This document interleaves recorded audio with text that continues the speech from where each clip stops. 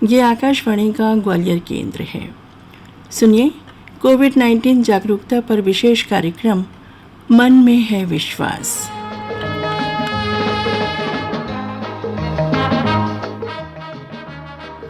कार्यक्रम सुनने वाले सभी श्रोताओं को कल्पना प्रदीप का नमस्कार।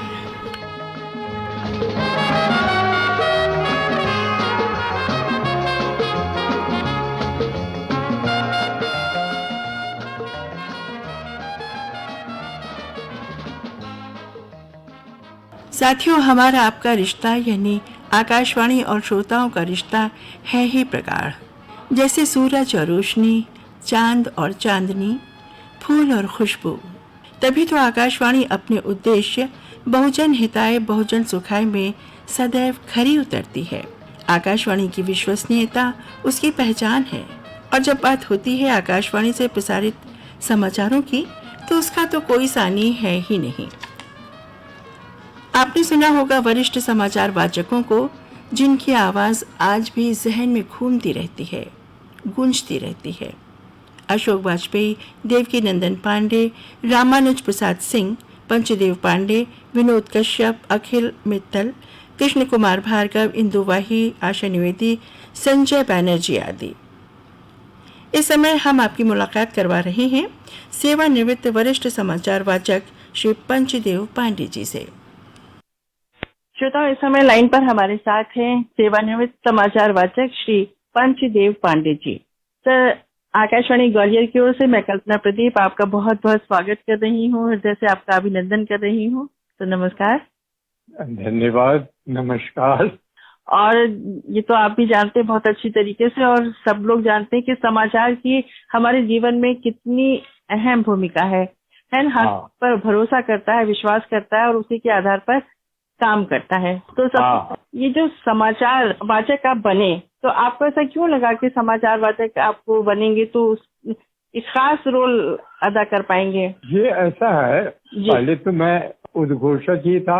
अब जब मैं आकाशवाणी के समाचार विभाग में आया तो करीब करीब उस समय 83 के करीब आया था। अच्छा। तो कुछ विधा नई जरूर थी मेरे लिए। हर चीज, एक तो ट्रांसलेशन वाली बात थी कि speedy English to Hindi translation आना चाहिए। जी जी। तो वो काम करना पड़ता था ज्यादा। अच्छा। तो ट्रांसलेशन, इसके बाद क्योंकि हमारी पोस्ट थी न्यूज रीडर कम ट्रांसलेटर। ओहो, अच्छा अच्छा। तो पोस्ट यही है, नाम उसका वही था, अभी भी शायद यही है। तो न्यूज रीडर कम ट्रांसलेटर। तो ट्रांसलेशन का काम हम ज्यादा करते थे। न्यूज रीडिंग का तो वो जितने हम न्यूज रीडर थे, तो जब एक होता था कि एक हफ्ते का इस एक हफ्ते में फलाने करेंगे, इस हफ्ते में तो उस हिसाब से वो ड्यूटी लगती थी और उस तरह से हम लोग काम करते थे। तो असल चीज ये है कि न्यूज की, समाचार की पकड़, समझ जब तक नहीं होगी तब तक हम इस विधा में सफल नहीं हो पाएंगे। बिल्कुल। समाचारों की पकड़, चाहे वो प्रादेशिक हो या देश की हो या अंतर्राष्ट्रीय हो। जी जी। तो तीनों सभी सारे समाचारों को बिना समझे हम लिख नहीं सकते या ट्रांसलेट नहीं कर सकते या पढ़ भी नहीं सकते। और कुछ रेडियो की भाषा उस समय ऐसी थी कि आप थोड़े समय में, मैंने थोड़े शब्दों में और पूरा आप जो समाचार का एक सार है वो आप बता दें, क्योंकि कई समाचार होते हैं। तो मैं सागर वाली बात है कि कम शब्दों में आप ज्यादा से ज्यादा श्रोताओं को अपनी पूरी बात कह दें। हाँ, यही बात थी जी। तो इसी में करते करते फिर वो एक अभ्यास हो जाता है, समाचारों से अवगत हो जाता है व्यक्ति। फिर ये समझ लो कि समाचारों में लीन ही हो जाता है। अब पढ़ते समय तो फिर तो वो ये नहीं रहता कि मैं पंचदेव पांडे हूँ या कोई फलाना, जो भी हम समाचारों में या पढ़ते पढ़ते समय भी कभी कुछ गलत चीज रहती थी तो उसको हम संशोधित कर लेते थे, क्योंकि उसका अनुभव हो जाता था पढ़ते पढ़ते भी। जी जी, सही कह रहे हैं। तो ऐसे होता था। कभी कुछ गलत मिला और आप पढ़ते पढ़ते ही आपको समझ में आ गया और आपने उसको ठीक कर लिया। कभी कुछ ऐसा अनुभव तो जरूर रहा होगा जब आप बड़े नॉर्मल साधारण तरीके से एक समाचार पढ़ रहे हैं, जितना आप न्यूज लेके आए हैं, है ना, और बीच में अचानक ही कुछ ऐसा एकदम से आ गया कि अब ये न्यूज बहुत ही आपातकालिक समाचार है और इसे तुरंत देना भी बहुत जरूरी है। ऐसी कभी कोई स्थिति आई हो? कई बार आई है, जैसे ही होता है, कभी अचानक न्यूज समाचार आता है तो वो वैसे ही लेकर के दूसरा एडिटर जो है वो स्टूडियो में दौड़ता है और हमारे सामने रख देता है कि उस समय अभी अभी ये समाचार मिला है।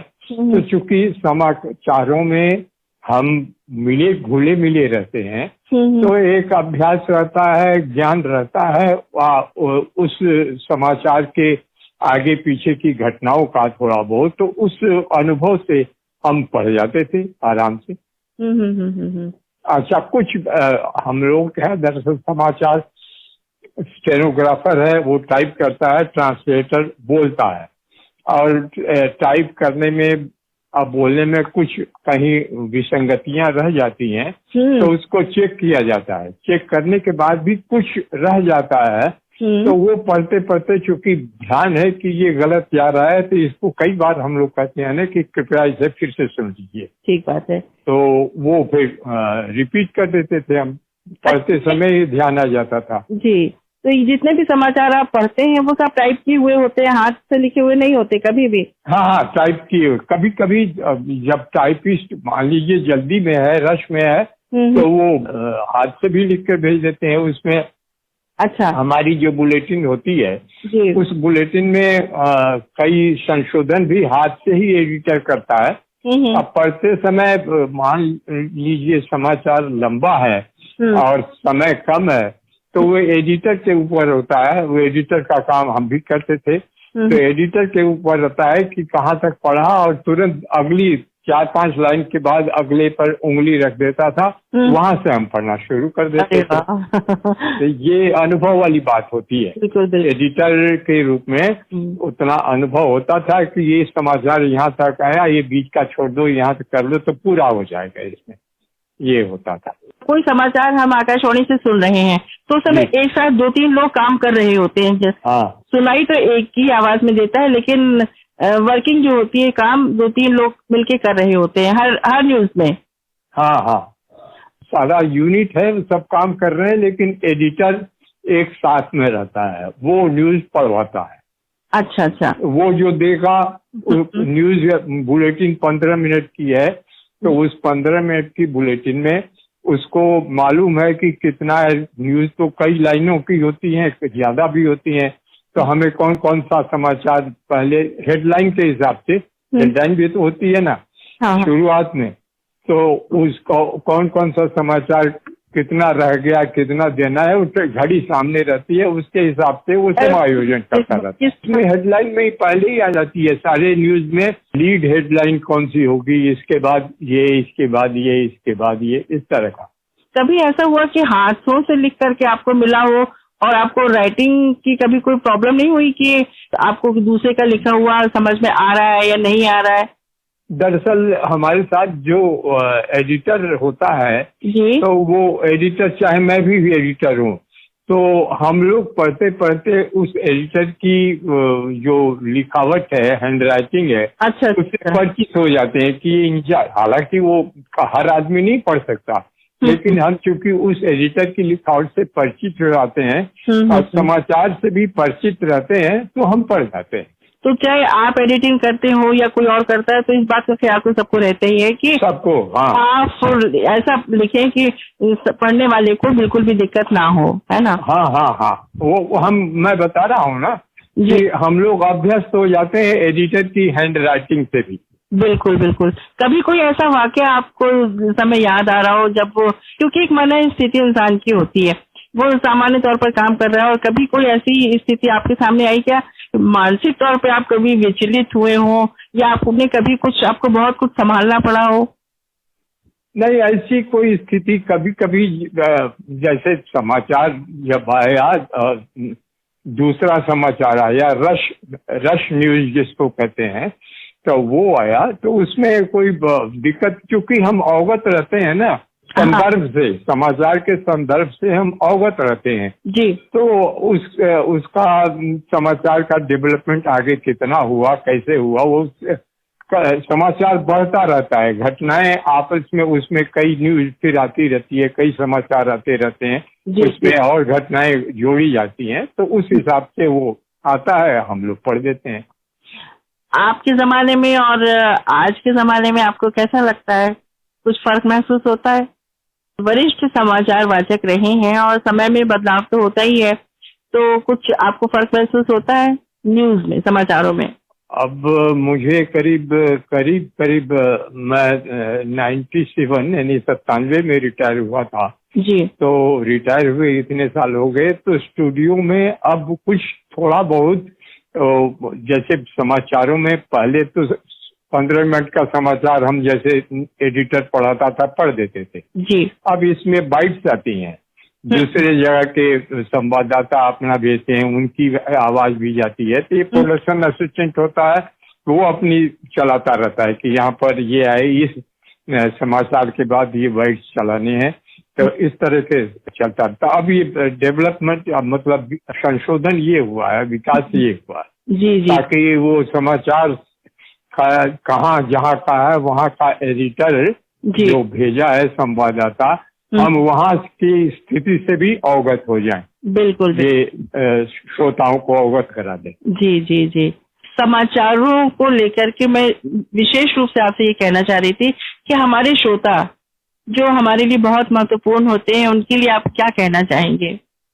सबसे हमारे यहाँ शुरू में ही ये बताया जाता है कि हमारी भाषा सरल हो। जी जी जी। दुरूह न हो, कठिन शब्दों का कम प्रयोग करें। कुछ शब्द ऐसे हैं कि प्रयोग करते करते प्रचलित हो जाते हैं तो वो चल जाता है, श्रोता समझने लग जाता है। जी जी। तो बाकी तो हम लोग कोशिश करते हैं, प्रयास ये रहता है कि हम सही ऐसा दें कि साधारण श्रोता जो रिक्शा चालक है या ट्राली पुलर है या जो विद्वान है, वो सभी उस भाषा को समझ सकें, यही एक तकनीक है और इसमें प्रयास हमारा यही रहता है। क्योंकि कोई भी श्रोता जो होता है जो न्यूज सुनना चाहता है तो न्यूज वो विशेष रूप से इंतजार करता है कि अब न्यूज का वक्त हो रहा है और न्यूज हमें सुननी है, उस पर पूरा भरोसा करता है। हम शुरू से ही आकाशवाणी की विश्वसनीयता जो है ना, वो बहुत ही मायने रखती है। बिल्कुल। समाचारों के बारे में तो हम जब तक समाचार को पुष्ट नहीं कर लेते कि हाँ सही है, तब तक हम उसको प्रसारित नहीं करते। एक तो ये है कि समाचार हमारे सही जाए। बिल्कुल। फिर भी कभी कभी कुछ वो रह जाता है तो उसको अगली बुलेटिन में हम लोग पूरा कर लेते, संशोधित भी कर देते हैं। ये बहुत खास बात है। आकाशवाणी जो कह रहा है वो सही है। बिल्कुल बिल्कुल। ये एक हमेशा एक आम लोगों के मुंह से सुना जाता है कि भाई आकाशवाणी से ये न्यूज आई है तो ये सच ही होगी। हाँ हाँ। अब कभी गलती हो जाती है ना, कई बार ऐसा होता है कि गलत चला गया तो फिर अब अगली बुलेटिन से ही उसी समय से हम क्षमा मांगना शुरू कर देते हैं कि भाई इतने बजे हमारी इस बुलेटिन में ये समाचार गया तो इसके लिए हम क्षमा प्रार्थी हैं। अभी वो जैसे जगजीवन राम जी की के बारे में ही था, डेथ की आई समाचार। अच्छा। तो मैं ही पढ़ रहा था, हमारे एडिटर पढ़वा दिए हाथ से सही पहुंचा के अभी अभी समाचार मिला है। बाद में उसमें तो ये स्थिति हुई थी कि राजीव गांधी विदेश जाने वाले थे, एयरपोर्ट पर ये समाचार पहुंचा, हमारे पीआईओ ने बता दिया कि ये तो वो उनकी डेथ हो गई। फिर बाद में पता चला कि नहीं ये तो गलत गया है, तो 7 बजे की बुलेटिन से ही हमने फिर शुरू कर दिया कि भाई वो समाचार गलत था, अभी वो जीवित हैं, अभी वो तो, लेकिन यात्रा उनकी स्थगित हो गई थी। तो इसी तरह से समाचार का असर तो पड़ता है, पूरे प्रशासन पर भी पड़ता है, सारे हमारी व्यवस्था पर भी पड़ता है। बिल्कुल ठीक कह रहे हैं। आपने एक बहुत उदाहरण के स्वरूप सब कुछ बताया। निश्चित हाँ, ही बहुत महत्वपूर्ण बात होती है कि पूरा प्रशासन, पूरा देश विदेश सब पूरा उस तरीके से सब सबका असर पड़ता है, सब पर। हम क्या कर रहे हैं, हमारा देश क्या कर रहा है, तो हमारी ये बुलेटिन जब विदेशों में सुनी जाती है जी। तो उसी के कारण ही तो ये असर वो पता लगता है कि हमारी नीति क्या है, हमारे यहाँ हो क्या रहा है, कैसे, सब सारी चीजें जो है हम समाचारों के माध्यम से ही तो मिलता। बहुत अच्छी तरीके से आपने समाचारों के बारे में हमारे श्रोताओं को समझाया। बहुत अच्छा लगा आपसे बात करके श्री पंचदेव पांडे जी। आपने समाचारों को लेकर के इतना कुछ हमारे श्रोताओं के साथ आप रहे हैं आकाशवाणी ग्वालियर की ओर से। मैं आपको बहुत बहुत धन्यवाद दे रही हूँ सर। बहुत बहुत नमस्कार। धन्यवाद कल्पना जी, धन्यवाद। नमस्कार। साथियों, आज के दौर के कुछ खास नाम हैं: कनकलता, चंद्रिका जोशी, लवलीन निगम, विमलेंदु पांडे आदि।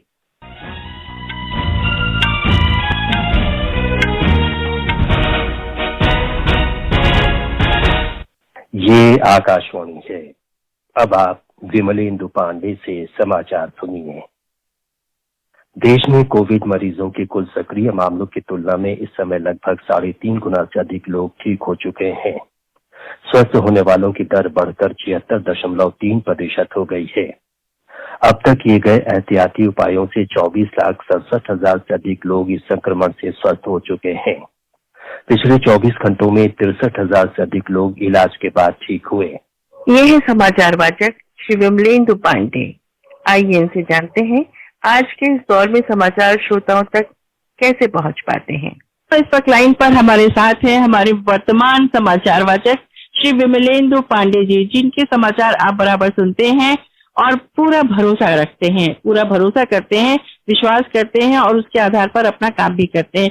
विमलेंदु जी, आकाशवाणी ग्वालियर की ओर से मैं कल्पना प्रदीप आपका बहुत बहुत स्वागत कर रही हूँ। नमस्कार। कल्पना जी नमस्कार, आपको भी और सभी श्रोताओं को नमस्कार। विमलेंदु जी, जब बाकी तो देखिए समाचारों को लेकर के जो सब स्थितियां होती हैं वो तो है ही, लेकिन हम आपसे खास तौर पर बात करना चाहते हैं कोविड के समय पे कि ये जो आजकल कोविड के समय पे और जो एक आजकल के समय में कुछ खास बदलाव हुए, मतलब पुराने समय में और आज के समय में कुछ तो फर्क पड़ता ही है। कल के समय के दौरान पर कुछ हमारे श्रोताओं के लिए जरूर बताइए कि पहले आज की स्थितियों में क्या फर्क है। मैं 1993 से नियमित समाचार वाचक रहा हूँ, तो तब से मैं लेके अब तक लगातार काम करता रहा हूँ। बीच में 3 साल मैं डेपुटेशन पर रेडियो जापान NHK गया था। उसके बाद फिर वापस 2005 में आया, तो तब से मैं लगातार यहाँ काम करता रहा हूँ। जिस समय मैंने इंटर किया था आकाशवाणी, उस समय स्टूडियो में ड्राई समाचार ही होते थे। उसमें कहीं कोई साउंड बाइट नहीं होती थी, कहीं श्रोताओं का डिस्पैच नहीं होता था। तो एक समाचारों को एक एक समाचार 8-8, 10-10 लाइन के होते थे। फिर हम लोग 15-15 मिनट की वैसे ही समाचार जाते थे और बीच में कभी ये समाचार ब्रेक होता था, ये समाचार आकाशवाणी से प्रसारित किए जाते हैं इत्यादि, थोड़ा बहुत सुन लेते थे। लेकिन अब आजकल समाचारों का फॉर्मेट चेंज हो गया। ये करीब 2000 से, मतलब जब ये शताब्दी शुरू हुई है तब से लगभग ये चेंज हो गया। अच्छा। तो इसको भी लगभग 20 साल हो ही रहे हैं।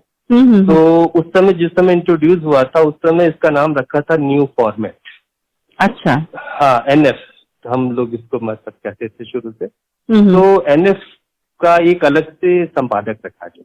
अच्छा। कि उसका काम ये है कि हमारे संवाददाताओं की साउंड बाइट कहाँ से आ सकती है, उसका डिस्पैच कहाँ से आ सकता है, किसी विशेष समाचार के लिए हम कैसे कैप्सूल बना सकते हैं। तो ये उसका काम है संपादक का, कि वो बाइट, साउंड बाइट और डिस्पैचेस और कैप्सूल्स का वो प्रबंध करता है। ठीक है। और जो मुख्य संपादक होता है वो इन सबको अपने बुलेटिन के साथ कंपाइल करके रखता है। तो ये फर्क है।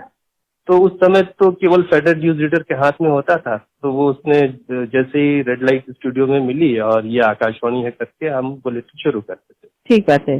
अब एक अलग से एक चैम्बर है जिसमें प्रोडक्शन असिस्टेंट होता है, इंजीनियर्स होते हैं और NF संपादक होता है, न्यू फॉर्मेट संपादक। NF मतलब न्यू फॉर्मेट? हाँ, न्यू फॉर्मेट संपादक होता है। ठीक है। वो ये बताता है वहां पर बैठे प्रोडक्शन असिस्टेंट को कि अब ये कौन सा साउंड बाइट बजने वाला। अच्छा। क्योंकि जिस समाचार से जो संबद्ध साउंड बाइट होती है या मतलब कोई भी ध्वनि का अंश होता है, वो उसको गाइड करता रहता है। उस हिसाब से वो जो प्रोडक्शन सहयोगी हैं वो उसको उनको निर्देशित करते हैं। तो आप सब एक ही स्टूडियो में होते हैं? नहीं, वो थोड़ा सा वो अलग चैम्बर होता है। अच्छा जब जिसमें न्यूज रीडर होता है उसमें केवल संपादक होता है और न्यूज रीडर होता है। अच्छा अच्छा अच्छा। और बीच में यदा कदा जैसे अगर कभी कोई नया समाचार आया, रश आइटम आया, तो कोई लेके वहां पहुंचता रहता है। तो अभी व्यवस्था यही चलती है। और सामने कंप्यूटर्स होते हैं, तो कंप्यूटर से हमें उन साउंड बाइट के जो कितने ड्यूरेशन हैं, क्या है, सब पता चलती रहती है। ठीक है, उसी हिसाब से हम समय भी मैनेज करते हैं। कई बार क्या होता है कि साउंड बाइट स्टोरी में होती हैं, लेकिन समय हमें अनुमति नहीं देता, तो हम उसको इशारा करके या उसको मैनेज कर लेते हैं। समय के साथ ही हम बुलेटिन समाप्त करते हैं। सब अभी ये नई व्यवस्था में शामिल हुआ करीब 2000 के बाद से। अच्छा अच्छा अच्छा। तो धीरे धीरे इम्प्रूव कर रहा है, और जैसे जैसे वर्ल्ड मीडिया में जितनी प्रचलित विधाएं आ रही हैं, हम सब उसको अडॉप्ट कर रहे हैं और करते हैं समय समय से। बिल्कुल।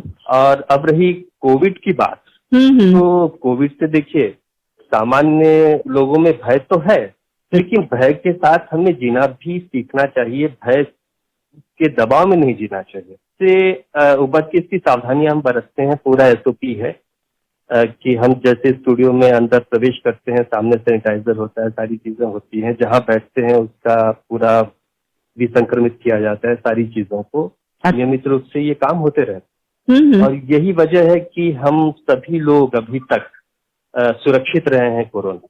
और बाकी लोगों से भी यही उम्मीद रखते हैं कि इसी तरीके से सुरक्षित रहने के लिए इन सब चीजों का प्रयोग करते रहें। जी जी, हम जब खुद प्रसारित करते हैं, श्रोताओं से अपील करते हैं कि आप कोरोना से भयभीत न हो, लेकिन सावधानी बरतें, तो हम स्वयं भी उसका पालन करते हैं। ये कोरोना काल जब से शुरू हुआ है, अपने कोविड के समय से न्यूज का समय भी बढ़ गया है। हाँ, न्यूज अब चूंकि हमारा जो है बहुजन हिताय बहुजन सुखाय जो हमारा एक आदर्श वाक्य है, तो हम अपने श्रोताओं तक ये जानकारी देना हमारा कर्तव्य भी है कि वस्तु स्थिति क्या है, कोविड की क्या स्थिति है हमारे समाज में, पूरे देश में और विश्व के संदर्भ। जी जी जी। तो हमारी जो बुलेटिन की अवधि थी वो बढ़ गई, और जो 5 मिनट की थी वो 10 मिनट की अवधि हो गई, और जो समाचार 15 मिनट के थे वो आधे घंटे के समाचार हो गए। तो ये देना जरूरी हो गया था कि हम श्रोताओं को पूर्ण और सही जानकारी दें। विमलेंदु पांडे जी, आप न्यूज पढ़ते हैं दिल्ली से, और दिल्ली देश की राजधानी है, वहाँ से पूरा देश संचालित होता है जी, जी। तो अलग अलग स्टेट्स की सारी न्यूज आप लोग देते हैं। तो ये आप लोगों तक कैसे पहुँचती है, कैसे क्या होता है? हमारा पूरा तंत्र है समाचार सेवा प्रभाग का। अच्छा। हमारे पास संवाददाता हैं और एजेंसीज की खबरें आती हैं, और पीआईबी है, प्रेस इंफॉर्मेशन ब्यूरो है।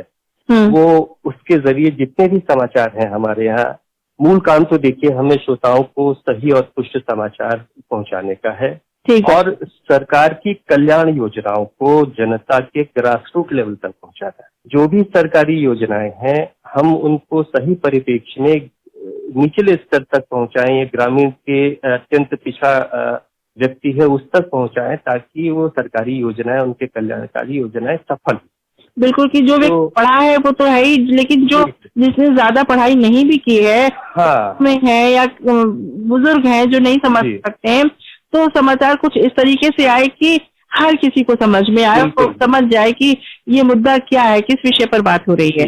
हमारी उस हिसाब से हमारी भाषा भी होती है, क्योंकि समाचार में जो चीज हम एक बार बोल जाते हैं दोबारा रिपीट नहीं करते, तो हमारी भाषा भी ऐसी ही होती है कि हम एक बार में जो बोले उसे विद्वान से लेके और अनपढ़ तक व्यक्ति को समझ में आ जाए कि हम क्या बोल रहे हैं, बिल्कुल हम क्या कहना चाहते हैं। तो ये आसान लिखना कठिन होता है और कठिन लिखना आसान होता है। तो समाचारों में जो कई बार चीजें ऐसी होती हैं कि बड़ी कॉम्प्लेक्स होती हैं, लोगों को समझाना बड़ा आसान नहीं होता। उसको आसान भाषा में हम लिखते हैं, और फिर जब तक हम उसको आसान भाषा में लिखे नहीं समझने योग्य, तब हम उसको कैसे समझा सकते? बिल्कुल ठीक कह रहे हैं।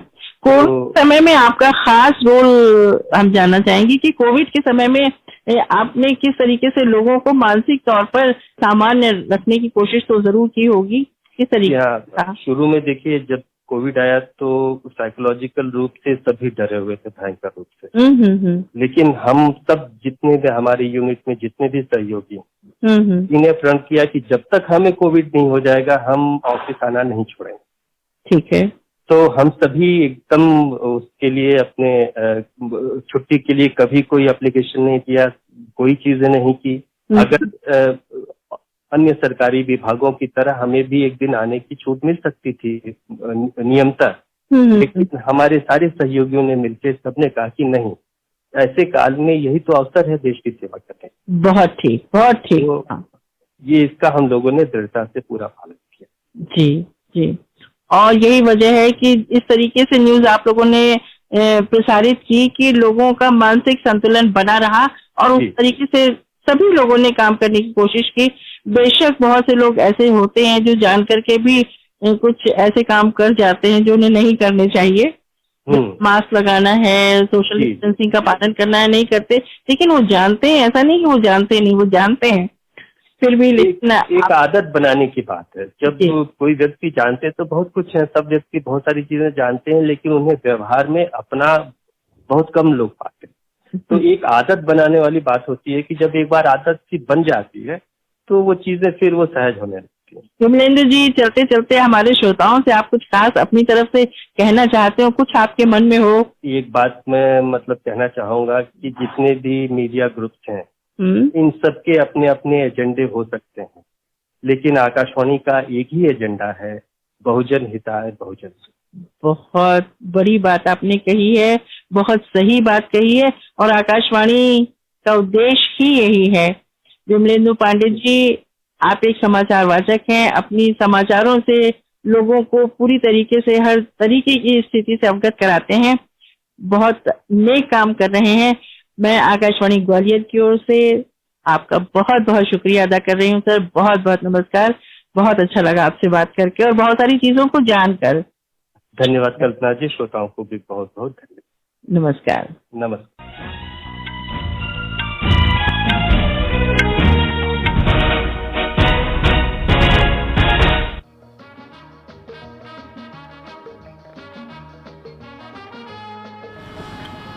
साथियों, अभी आपने हमारे इन समाचार वाचकों को सुना। आप तक ये समाचार कैसे पहुंचते हैं, पूरी प्रक्रिया क्या होती है, कैसे संचालित होती है, बहुत कुछ आप लोगों ने जाना। पहले क्या होता था आपको पता चला, श्री पंचदेव पांडे जी ने बताया, और आजकल के दौर में किस तरीके से क्या हो रहा है, ये समाचार जिसका बहुत इंतज़ार करते हैं और उस हिसाब से अपना काम करते हैं। वर्तमान समय की जानकारी आपको दी श्री विमलेंदु पांडे जी ने। हमें उम्मीद है आपको ये दोनों ही बातें, दोनों ही समाचार वाचकों से मिलकर बहुत अच्छा लगा होगा।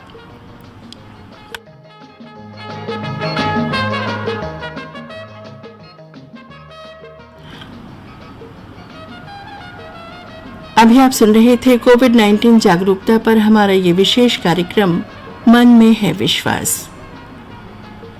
साथियों, हमारा ये कार्यक्रम YouTube पर भी रहता है, आप जब चाहें सुन सकते हैं।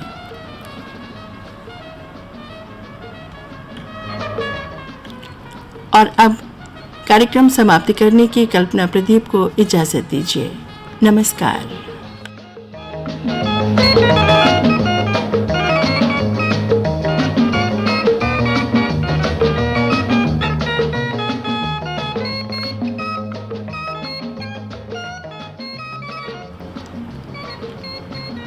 कोविड-19 जागरूकता पर यह विशेष कार्यक्रम आकाशवाणी का ये ग्वालियर केंद्र है। मीडियम वेव 216.45 मीटर यानी 1386 किलोहर्ट्ज़ पर।